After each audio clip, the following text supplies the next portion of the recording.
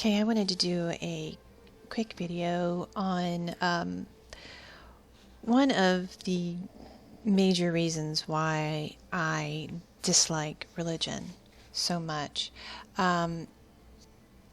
Religion and women just do not mix. Religion is really a men's only club. And I say that because of, well, just reading the Bible will let you know the way women were treated. All religion, and I'm going to use Christianity, religion, because I grew up in that religion, so I'm going to use that as my main example. But it doesn't matter, religion across the board. All religion is about man's lust for sex and domination. I'll start by showing a few examples here. Exodus 21, 7 through 11.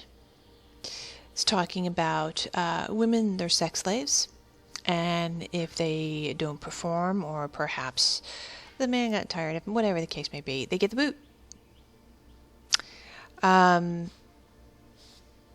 Whenever you see this term, duty of marriage here, they're talking about sexual duty. They're talking about sex. Because the people who wrote this, they were prudish, so they use different wording. But yeah, this woman, she was sold by her father, as it traditionally is done, and she was used as a sex slave. Here we have, let's see, Deuteronomy 21. If you read 10 through 14, this one is when you go to war and you see pretty women that you want, you can take them as yours. Now, apparently, according to this, after you have slaughtered this beautiful woman's family, friends, whatever, you give her a month to get over the fact that you just slaughtered them, and then you have sex with her. Isn't that nice? Give her time to get over it, right? Anyway, so yeah, and again, if you didn't like the way the sex with her went, you can give her the boob. Same thing. Numbers 31, 17 through 18. This one, I'll read this one to you. Now therefore kill every male among the little ones, and kill every woman that hath known man by lying with him. But all the women children that have not known a man by lying with him, keep alive for yourselves. So all the female children, because they like them young, you get to keep them for your sex slaves. Now, Judges 19, 22 through 30. This was a horrific thing to read.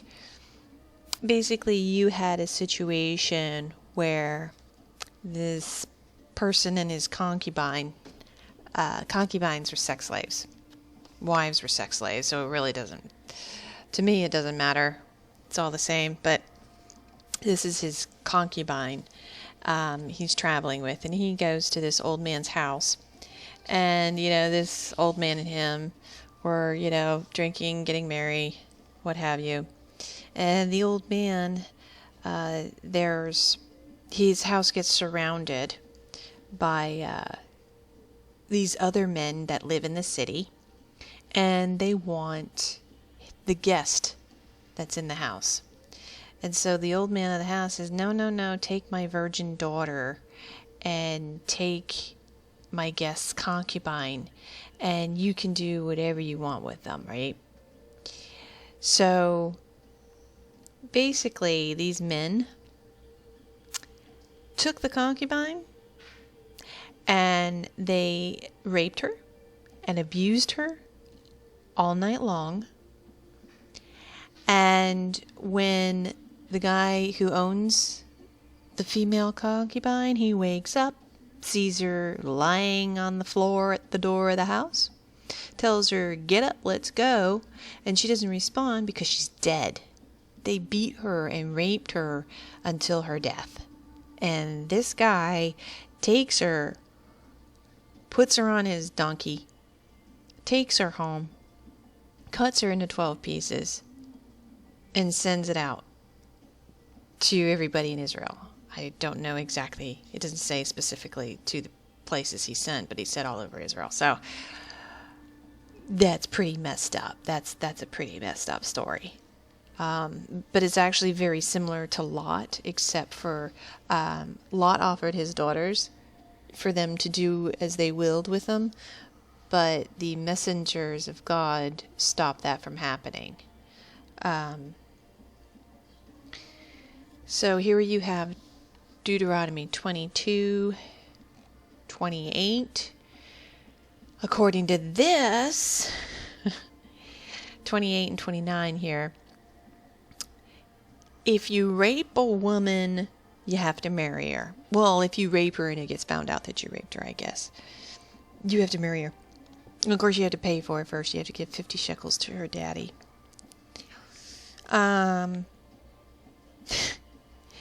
So, yeah. These are the chosen people, right? These are very wicked people. Now,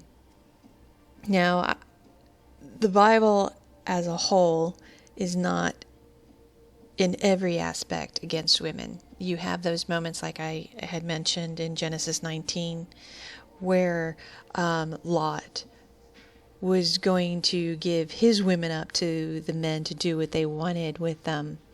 But the messengers of God, they killed the men that were at the door of the house.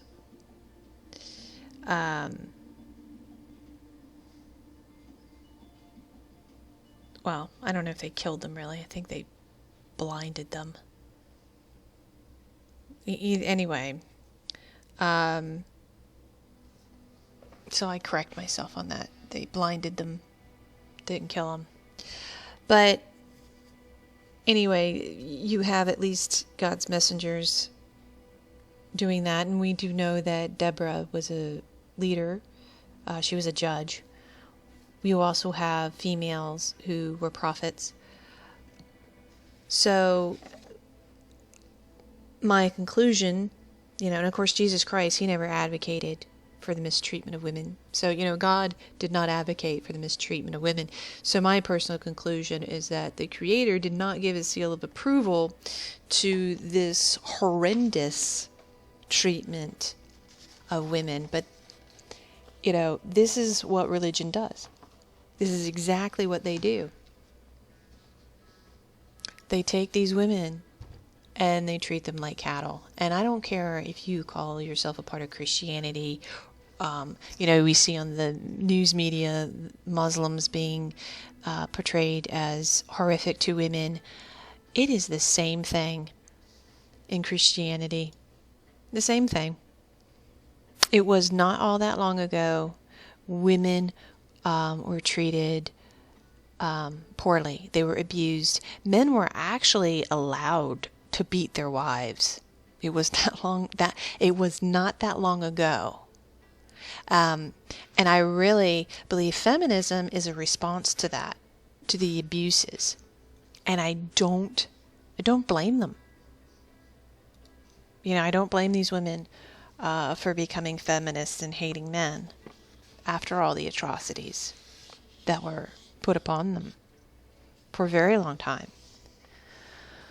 I, however, am not a feminist. I do believe that there are laws that God created, not man. There's a way to things in this life that when you go against them, there is a consequence for that. And, but yeah, these chosen people, they were some pretty nasty people here. And, so that's my little video here I've done. I hope I've gotten my point across. Even to this day, you'll see men who will go around YouTube land or otherwise telling women to be quiet, that they're not to speak. And, this book, this Bible, men use it even today to subjugate women, to make them back into cattle, as they put it, putting us in our place, right? I've been told to get back in the kitchen, and it's absolutely disgusting, the treatment of women and children that are found within religion. So if you want to know why, this is one of my main reasons why I hate religion.